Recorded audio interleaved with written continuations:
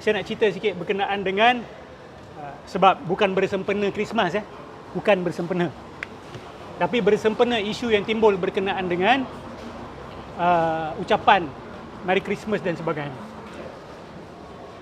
Ini dakwah saya, seruan saya kepada sahabat-sahabat sebapa Nabi Adam kita dan seibu kita, Sayyidatina Hawa, sahabat-sahabat kami di kalangan orang-orang Kristian. For our Christian friends, for our Christian brothers and sisters, as a Muslim, I am calling you to Islam. I am calling you to read the Quran. We love Jesus, maybe more than you love Jesus. And we speak it from the bottom of our hearts. Kami bukan nak mempergunakan Christmas ini untuk memasukkan ajaran kami, tidak.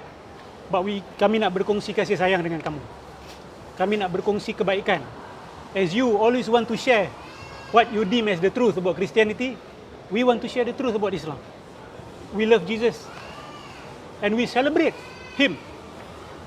And celebrating Him doesn't mean we celebrate Christmas. These are two different things. Okay? We celebrate the prophets of Allah. We celebrate Adam. We celebrate Noah. We celebrate Lut. We celebrate Abraham. We celebrate Moses. We celebrate Isa, Jesus alaihi salam. And we celebrate Muhammad sallallahu alaihi wasallam. We celebrate Muhammad sallallahu alaihi wasallam and all the prophets, the mighty messengers of Allah, for all of their jasa yang mereka berikan kepada manusia.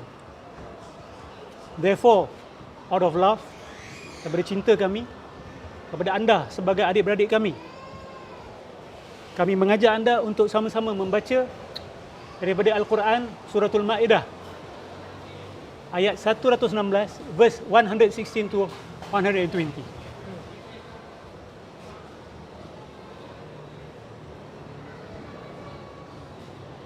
Yang ada dekat sini bolehlah. Ini hujung surah Ma'idah. Surah Ma'idah ni pun berkenaan dengan the Last Supper. It may be related to the Last Supper. It has something to do with the Last Supper, but maybe bukan secara penuh. Okay? Kemungkinan ia berkait dengan Eucharist juga. Kemungkinan. Simpan soalan tu. Tadi nak tanya soalan pasal Trinity kan. Okay, lepas ni kita boleh cerita.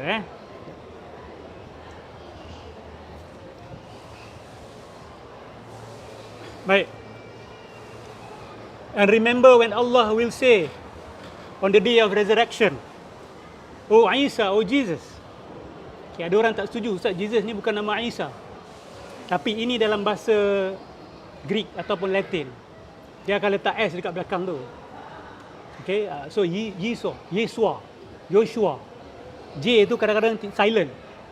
Lepas tu kadang ditambah S kat belakang tu. Musa jadi Moses. Yeshua, Isa jadi Yesus, Jesus. Faham So, no issue. Okay. Saya pernah kat Singapura dululah, pernah jadi isu sikit. Saya buat satu poster, Jesus Christ. Kan? Orang isu kan, kata Jesus Christ bukan Isa. Saya kata, itu terjemahan yang tak salah. Jesus merujuk kepada Isa, Christ merujuk kepada Messiah. The Anointed One, Al-Masih. Itu terjemahan di dalam bahasa Greek. Christos tu adalah Messiah. Masih ni the Anointed One. So nak panggil Jesus Christ, saya tak galakkan. Tetapi kalau ada orang yang berguna Jesus Christ tu, janganlah awak kata dia kafir pula. Okay? Saya tak galakkan. Bahkan makruh kalau guna secara sesama Islam sebab boleh mengelirukan orang. Tetapi kalau pendidikan, menjelaskan dari segi bahasa, bismillah. Ya. Oh Isa, remember when Allah says in the day of resurrection, Oh Isa, son of Maryam, Mary, did you say unto men, worship me and my mother as two gods beside Allah? Adakah kamu, wahai Isa, yang telah memerintahkan manusia untuk menyembah aku dan ibu aku sebagai Tuhan-Tuhan bersama Allah? He will say, Jesus will say, Isa akan cakap, glory be to you. It's like subhanallah, like astaghfirullah, like subhanallah. Exalted be you, glory be to you. It was not for me to say what I had no right to say. Ini kata-kata seorang Nabi. Bila kita baca ayat Quran ni, sebab kita. Ini kata-kata, begitulah kata-kata para Nabi-Nabi Allah dalam Al-Quran. Nabi Isa akan kata apa? Takkan ya Allah aku nak bercakap sesuatu yang aku tak ada hak. Aku tak ada hak nak bercakap bahawa aku ni Allah, aku ni Tuhan. Lepas ni kita baca daripada Bible, tengok apa Jesus. Kata-kata sebenar Jesus. InsyaAllah saya percaya yang masih ada dalam New Testament. Di mana dia kata benda sama. Had I said such a thing, kalau aku dah cakap benda tu ya Allah, you will surely know. Kalau aku cakap benda tu kau dah tahu dah ya Allah. You know what is in myself, but I do not know what is in yourself. Ta'lamu man fi nafsi wa la a'lamu ma fi nafsi. Kau tahu apa dalam hati aku, tapi aku tak tahu apa dalam jiwamu ya Allah. Apa yang kau sembunyikan aku tidak tahu. Yours, truly, you, only you are the all-knower of all that is hidden. Of all that is hidden. Okay, tengok. Never did I say to them, or except what you did command to me to say. Aku tidak pernah beritahu mereka kecuali apa yang engkau perintahkan aku untuk beritahu mereka. Apakah itu? Worship Allah, my Lord and your Lord. Rabbi wa Rabbakum. Sembahlah Allah, Tuhan aku dan Tuhan kamu. Tuhan aku dan Tuhan kamu. Dan statement ini ada dalam Bible hari ini. And I was witness over them while I dwelt amongst them. Dan ketika aku bersama dengan mereka, aku saksi ke atas mereka ya Allah. Tetapi falamma tawaffaitani, when you have raised me ya Allah, when you took me up, you were the watcher over them. Tapi bila engkau dah angkat aku ya Allah, aku tak tahu apa berlaku kepada mereka. Engkau yang menyaksikan mereka ya Allah. Ini menunjukkan bahawa nabi-nabi tak tahu apa yang berlaku kepada umat mereka, kecuali sebahagian yang diberitahu kemungkinannya. Tapi daripada ayat Al-Quran ini dan daripada hadis Nabi SAW sendiri, mereka tak tahu apa berlaku kepada umat dia selepas meninggal. Jauh sangat cerita hakikat Muhammadiyah Nur Muhammad. Jauh. Kalau awak baca Quran, awak akan tahu konsep hakikat Muhammadiyah Nur Muhammad itu batil. Nabi Isa cakap apa yang Nabi cakap. Nanti kita bawa hadis Nabi cakap benda sama. Dekat akhirat, Nabi akan nampak sebahagian sahabat dia. Betul? Nabi panggil mereka. Malaikat kata tak boleh. Nabi tanya, kenapa tak boleh? Engkau tak tahu apa yang mereka reka-reka selepas kematian kau. Ini golongan munafik di kalangan sahabat Nabi. Yang Nabi sangka mereka ni adalah orang Islam. Tapi sebenarnya mereka selepas kewafatan Nabi, mereka telah keluar daripada Islam atau buat bid'ah. Nabi tahu tak? Nabi tak tahu. Hanya dekat akhirat Nabi tahu. Sama tak cerita ni dengan cerita orang yang kata Nabi tahu semua benda yang berlaku pada umat dia? Bahkan Nabi ada nazrah 24 jam satu hari. 24/7 apa yang kamu buat in private pun Nabi tahu. Sama. Pernah dengar akidah ini? Barelwi ada akidah ni. Akidah nazrah dia kata. Nabi melihat kita 24 jam satu hari. Sebab apa? Mereka berpegang kepada akidah hakikat Muhammadiyah Nur Muhammad. Batil ini. Tak selari dengan apa yang berlaku. Nabi Isa pun cakap benda sama. Bila aku bersama mereka, aku tahu apa mereka buat. Tapi engkau angkat aku lepas, tak tahu. I don't know what happened to them. I don't know what happened to them. Dan ayat ni juga ada cerita di dalam Bible. Subhanallah. Nanti kita baca ayat-ayat dia. Ini mu'jizah ya ikhwah. Ini mu'jizah. Mu'jizah Al-Quran. Mu'jizah kisah-kisah para Nabi.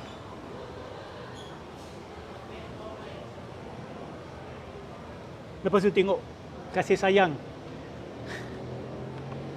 Nabi Isa. Kat sini kita dapat bau-bau cinta. Sebab tu agama Kristian ni, dia kuat cinta dia, love. Sebab memang betul Nabi Isa ni memang kita lihat love. Love thy neighbor. Cinta. Dan tengok ayat ini. Ini psikologi Nabi Isa. Dia kata apa? Ya Allah, kalau engkau mengazab mereka, sesungguhnya mereka adalah hamba-hambamu. If you want to torment them, they are your slaves. wa in taghfir lahum, kalau engkau nak ampunkan mereka, fa innaka antal azizul hakim. Ya Allah, kalau engkau nak ampunkan mereka, engkau berkuasa dan engkau maha mulia. Tengok Nabi Isa tak kata innaka antal ghafurur rahim. Dia kata innaka antal azizul hakim. You are able to do it if you want to. Seolah-olah begitu, seolah-olah. Tapi kalau kita buka tafsir para ulama, ulama kita kata bukan Nabi Isa meminta ampun untuk mereka, tetapi Nabi Isa hanya bercakap, ya Allah, kalau engkau nak azab mereka adalah hamba engkau, kalau engkau ampunkan mereka. Dan mereka ni merujuk kepada orang-orang yang bertaubat sebelum mereka meninggal. Tapi bagi saya tafsiran begini macam ada something off. Sebab apa? Sebab Imam Fakhruddin Ar-Razi, kalau tengok tafsiran pertama dia, dia kata madhabuna, madhab kami, tak mustahil Allah maafkan orang kafir. Ini kalam siapa? Imam Fakhruddin Ar-Razi. Saya tak kata saya setuju, saya kata saya tolak. Tapi saya nak cerita ini kalam Imam Fakhruddin Ar-Razi. Sebab kemungkinan mereka ini ditipu oleh tok nenek moyang mereka. Diorang ni ikhlas, tetapi disesatkan. Jadi macam ada seolah-olah bau-bau dekat situ. Nabi Isa kata, ya Allah. Sebab Imam Fakhruddin Ar-Razi tanya, bagaimana mungkin Nabi Isa minta Allah ampunkan orang yang melakukan syirik? Sedangkan Nabi Isa confirm tahu syirik tidak akan dimaafkan. Kenapa dia minta ampun? Dalam sebuah riwayat, Nabi baca ayat ni daripada salat malam sampai ke subuh, Nabi menangis. Sahabat tanya Nabi, ayat ni, fa in tu'adzibhum fa innahum ibaduk wa in taghfir lahum fa innaka antal azizul hakim. Nabi baca ayat ni ulang, menangis. Sahabat tanya, kenapa? Nabi kata, aku nak minta syafaat untuk mereka-mereka yang banyak dosa tapi tidak mensyirikkan Allah. Jadi maksud dia ayat ni, dia bukan berkenaan dengan syirik. So mustahil Nabi Isa minta Allah ampunkan kesyirikan mereka, sebab Allah dia kata innallaha la yaghfiru an yushraka bih. Tapi Imam Fakhrul Razi kata itu mungkin, sebab Allah yajuz an yukhlifa wa'idahu la wa'dahu. Ini pandangan Imam Fakhrul Razi. Allah boleh mungkir dia punya amaran, tapi berita gembira dia tidak akan mungkir. Maksudnya kalau Allah amar, dia boleh aja tak buat, dan itu kemuliaan. Tapi kalau Allah beri berita gembira, dia pasti akan buat. So kalam Imam Fakhrul Razi ni ada controversial sikit, tapi dari segi siyaqul jumlah ni macam lebih kena dengan kalam Imam Fakhrul Razi. Yang lain saya baca tafsiran-tafsiran lain, tapi I don't know. Okay. But bila saya baca ayat ni, dia akan gelora jiwa saya. Like, it's an emotional verse kalau you baca. You boleh bayang senario tu. Lepas tu apa reply Allah? Apa reply daripada Allah? Qala Allahu hadha yawmu yanfa'us sadiqina sidquhum. Allah kata apa? Pada hari ini bermanfaatlah kejujuran mereka-mereka yang jujur. Merujuk kepada siapa ini? Jujur di kalangan siapa? Ulama kita ramai yang menafsirkan ini merujuk kepada orang yang jujur dengan tauhid mereka. Mungkin mereka ni dianggap secara zahir macam orang Kristian. Pernah tak jumpa orang Kristian yang kata I don't believe in Trinity? Ada. Sampai hari ni ada. Tapi kalau Christmas dia sambut lah. Tapi dia tak kata Jesus Christ is God. Dia tak percaya pada Trinity. Tapi mungkin dia terputus daripada Islam. Keluarga dia tak cerita pada Islam, bapak dia tak cerita pasal Islam, padri dia hina Islam, berita-berita kat negara dia menghina Islam. Jadi dia macam tak terhalang daripada agama Islam. Tapi dia ikhlas nak Tuhan. Dia menghargai Nabi Isa, dia ikut akhlak Nabi Isa, dia buat baik, dia kasih sedekah. Wallahu a'lam. Imam Ghazali kata dalam Faisalut Tafriqah, awak nak kata seseorang tu kafir, risalah Islam kena sampai pada dia secara baik dulu. The package must be nice. Lepas tu dia tolak dengan kesedaran, barulah benar-benar kafir. Tapi kalau Islam belum sampai kepada dia secara indah, secara betul, yang sampai semua distorted Islam, dan dia tolak distorted image tu, dia bukan kafir. Sebab dia bukan tolak kebenaran, dia tolak kesesatan. Faham tak? Bayangkan orang datang kepada seorang yang tinggal di Texas, kata Muhammad ni teroris, dia suka budak-budak, dia suka merogol budak-budak. So as a white man, you reject benda ni. Cakap, I don't believe in that person, I hate Muhammad. Tapi bila tanya dia, Muhammad ni yang kau kenal siapa? Muhammad tu lah. So adakah dia telah menolak Nabi Muhammad? Kan? Dia telah menolak seseorang yang dia sangka Muhammad, tapi bukan Nabi Muhammad. So adakah dia kufur kepada Nabi Muhammad? Kalau dia kata, I reject Muhammad. Wait, I need to know which Muhammad and what Muhammad you talking about. Sama dengan orang yang kata, aku terima Muhammad, tapi kena tanya dia Muhammad mana? Oh, Muhammad maksud saya guru saya, Muhammad Dol bin Karim, kan contoh. Itulah Muhammad dalam syahadat saya. Sah tak? Tak sah juga. Begitu juga orang yang reject Muhammad, bukan Muhammad bin Abdullah tapi Muhammad lain. Adakah dia telah menolak Nabi? So, understand this. Ya. Macam tu ahli kitab, Ustaz. Ahli kitab ada macam-macam syarat lah. Ahli kitab kena percaya pada Tuhan yang satu. Ahli kitab kena percaya pada hari akhirat. Ahli kitab kena percaya kepada buat baik. Dan ahli kitab kena percaya kepada the laws of Moses yang ada dalam Old Testament. Sebab yang haram dan halal dia tak banyak beza dengan kita. Kalau dia ikut, memang dia orang tak jauh dengan kita. Kalau dia ikut betul-betul, memang dia orang tak jauh dengan kita. Tapi nak cari yang macam tu hari ni hampir mustahil. Kosher boleh makan ke? Boleh? Saya berpegang boleh. Boleh. Kalau dia sembelih ikut cara kosher, Boleh saya jatuh. boleh. Masih ya? Sebab dia pun sembelih dengan nama Elohim. Elohim tu salah satu nama Allah, Allahumma. Kita pun baca Allahumma barik lana. Allahumma tu Elohim, the one true God. Allahumma salli ala Muhammad. Lepas tu tengok apa jawapan Allah. Lahum jannatun tajri min tahtiha al-anhar. Mereka akan dapat syurga. Okey, merujuk kepada siapa? Saya tak mau mensabitkan saya hanya minta baca ayat ni, dan saya yakin semua orang yang baca dia akan ada string tersentuh dalam jiwa dia. It's a beautiful verse, it's an emotional verse. Okay, ini bukan ayat keras kalau awak baca. Betul tak?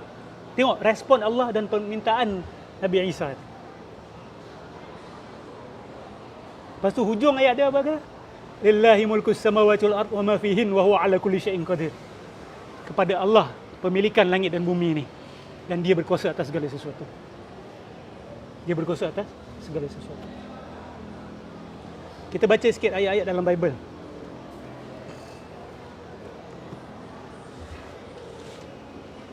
Saya post bacaan dekat Facebook saya tu. Awak tengok video tu, banyak sangat orang Kristian react. Sebab mereka tersentuh betul. Sebab tu kalau awak ada kawan-kawan Kristian, send that video. Awak tengok dekat YouTube, banyak betul Kristian react to that video. Wallahi, saya setiap kali dengar, saya akan menangis. Saya tak tahu, ayat tu memang sangat emosional. Sebab kita orang Islam ni, yes, kita marah dengan kekufuran Trinity. Allah pun kata, laqad kafar, yakni. Tapi they are the best. They are the closest to us. Allah pun kata, wala tajidanna ashaddan nasi adawatan lilladzina amanu yahud walladzina asyraku. Kamu akan dapati yang paling kuat permusuhan dengan orang beriman, Yahudi dan golongan musyrikun. Wala tajidanna aqrabahum mawaddatan lilladzina amanu alladzina qalu inna nasara. Dan kamu akan dapati mereka yang paling kuat kasih sayang dia, paling dapat kasih sayang dia dengan orang beriman adalah mereka yang berkata apa? Inna nasara. Kami Kristian, we are Christians. Limadha? Dzalika bi anna minhum qissisina wa ruhbana wa annahum la yastakbirun. Kerana di kalangan mereka tetap akan ada padri-padri dan ketua-ketua agama yang tidak sombong. Allah kata benar ni. So kita tak boleh tepikan. Dia orang ni ada special position dalam hati kita. Kita benci dengan kekufuran yang diorang cakap. Kita benci dengan the bid'ah yang they do. But for your love for Jesus, our love for Jesus, and Allah pun kata begitu tentang kamu, you have a soft spot for us also. We have a soft spot for you. Dan Allah jemput, ta'alau ila kalimatin sawa'in bainana wa bainakum. Come to a common grounds between us and you. Alla na'budu illallah. That kita hanya menyembah Allah Subhanahu wa taala. That we don't worship but Allah. Wala nusyriku bihi syai'ah. And we do not associate partners to him. Wala yatakhizu ba'duna ba'dan arbaba min dunillah. And we do not take each other as gods except Allah. Other than Allah, sorry. Kita jangan mengambil makhluk sebagai Tuhan. Kalau kita boleh come to this common terms, perbezaan kita macam Najasyi kata apa? Tidak sebesar garisan ini. Apa yang Najasyi kata kepada Ja'far. Jangan lupa jasa mereka juga kepada kita di awal-awal Islam. Kita takkan lupa jasa Najasyi. Dan selepas tu dia masuk Islam. Betul tak? Kita takkan lupa jasa dia. Kita tidak akan lupa jasa golongan Kristian yang sayang kepada umat Islam, yang ada rahmah dalam jiwa mereka. Sebab mungkin mereka berpegang kepada kata-kata Nabi Isa, love thy neighbor. Betul? Cintailah jiran kamu. Cintailah orang sekeliling kamu. So kemungkinan mereka ini melampau dalam cinta. But cinta tu adalah satu perkara besar dalam agama mereka. Tapi mungkin termelampau dan akhirnya jadi dhalin. Begitulah juga kita kata tentang sufi wujudi kita. Saya tak nafikan kecintaan besar di kalangan mereka. Tapi kemungkinan kecintaan itu yang melampau sehingga mereka menaikkan Nabi SAW sampailah macam mana Kristian angkat Nabi. Dengan konsep logos itu. It's love. It's the concept of love tu yang tak terkawal. Dan lupa nasihat Nabi. La tutruni kama atratin Nasara ibn Maryam.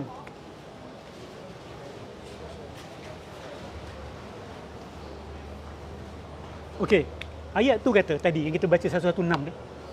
Wahai Isa, adakah kamu memberitahu mereka supaya mengambil dirimu dan ibumu sebagai Tuhan selain Allah? Ada Kristian yang akan kata, Ustaz, agama Kristian tak sembah Mary. Tak ada pernah jadikan Maryam sebagai Tuhan. So macam mana Quran boleh kata mengambil Mary sebagai Tuhan?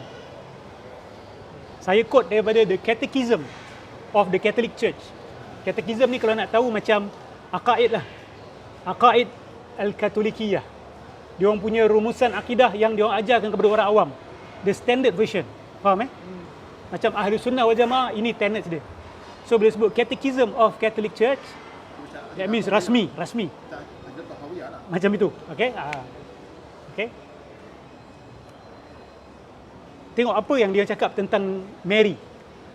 The church rightly honors the Blessed Virgin with special devotion.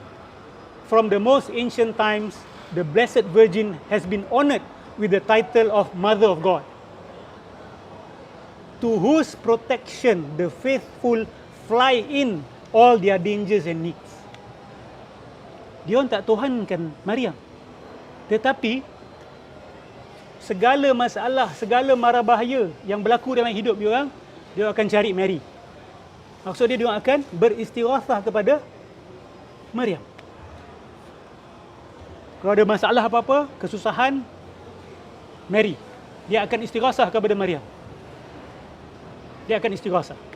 Bagi saya, itu sajalah yang kita kata titik yang boleh sampaikan kepada menuhankan. Walaupun taklah sama macam Nabi Isa dituhankan. Tapi bila awak tertekan, terdesak, awak bukan minta tolong the Father, awak minta tolong Mary. Itu sudah mengalihkan doa awak. Sudah ada associating partners. Kita panggil sebagai syirik. Walaupun tak sama tahap syirik dia dengan bagaimana mereka syirikkan Jesus with the Father, Holy Ghost with the Father. So, statement catechism ni sesuai dengan apa yang Allah Subhanahu Wa Taala sebut. Okey. Sekarang ni kita ambil daripada Matthew chapter 7 verse 21 to 23. Ni dia. Not everyone who says to me, Lord, Lord, shall enter the kingdom of heaven, but he who does the will of my Father in heaven. Many will say to me in that day. Bila that day? In akhirah. Tak semua yang panggil aku Lord, aku akan terima masuk dalam kingdom of heaven. Tetapi yang hanya aku akan terima mereka yang mengikut syariat bapa aku, Father, Allah. Many will say to me in that day, ramai akan kata pada aku dekat akhirat nanti, Lord, Lord, have we not prophesied in your name, cast out demons in your name, and done many wonders in your name? Bukankah kami telah menghalau setan dengan namamu? Kami telah bercakap tentang kamu dan kami telah buat banyak miracles under your name. Apa jawab Nabi Isa? And then I will declare to them, I never knew you. Depart from me, you who practice lawlessness. Kamu yang mengamalkan, apa kita kata sebagai, ialah tak mengamalkan syariat. Dia tak mengamalkan syariat. Kata je ikut Isa, tapi tak ikut pun syariat Isa. Syariat Isa ikut syariat siapa? Syariat Nabi Musa. I have not come to change the law of Moses, dia kata. Tapi di manakah golongan Kristian hari ini dengan syariat Nabi Musa? Dia orang tak ikut pun. Ya, Paul. Ibn Arabi is the Paul of Christianity. Kalau kita fikirkan betul-betul. Okay? Satu lagi. Ini dipanggil Shema Israel. Shema Israel ni kira macam dia orang punya syahadah lah. Shema Israel ni maksudnya Isma' ya Israel. Dengarkan wahai Bani Israel. Bahasa Arab dengan Aramaik dekat. Shema Israel. Isma' ya Israel. One of the teachers of the law came and heard them debating, noticing that Jesus had given them a good news. He asked him, of all the commandments, which is the most important? Tengok ada seorang padri, rabai Yahudi, jumpa Nabi Isa, tanya dia, dalam banyak-banyak ajaran Tuhan yang paling penting, apa yang paling penting? Tengok apa jawapan Nabi Isa dalam New Testament. Of the most important one, answered Jesus, is this. Hear, O Israel, the Lord our God, the Lord is one. Ini termasuk dalam 10 Commandments ni. Love the Lord your God with all your heart, and with all your soul, and with all your mind, and with all your strength. Jamil, cantik. The second is this, love your neighbor as yourself. There is no commandment greater than this. Well said, teacher, the man replied. You are right in saying that God is one and there is no other but Him. To love Him with all your heart, with all your understanding, with all your strength, and to love your neighbor as yourself is more important than all burnt offerings and sacrifices. When Jesus saw that he had answered wisely, he said to him, you are not far from the kingdom of God. And from then on, no one dared ask him any more questions. Okay.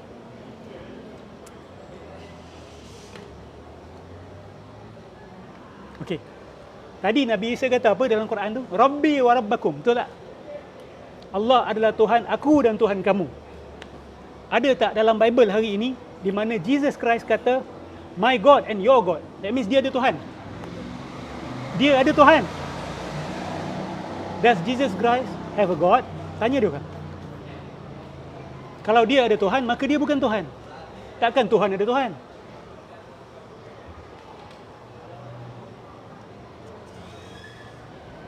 Jesus said, do not hold unto me, for I have not yet ascended to the Father. Ini bagi saya kemungkinan dia sebelum peristiwa Nabi Isa diangkat. Dia kata, I have not ascended. Go instead to my brothers and tell them, pergi jumpa aku punya Hawariyun dan beritahu mereka, I am ascending to my Father and your Father, my God and your God.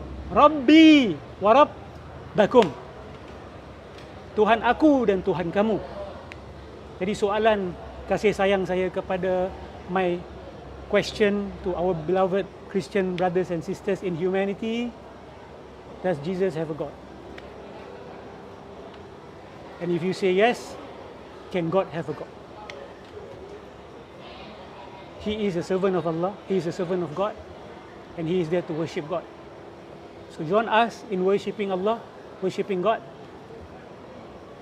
Jesus will love you. Wallahu a'lam.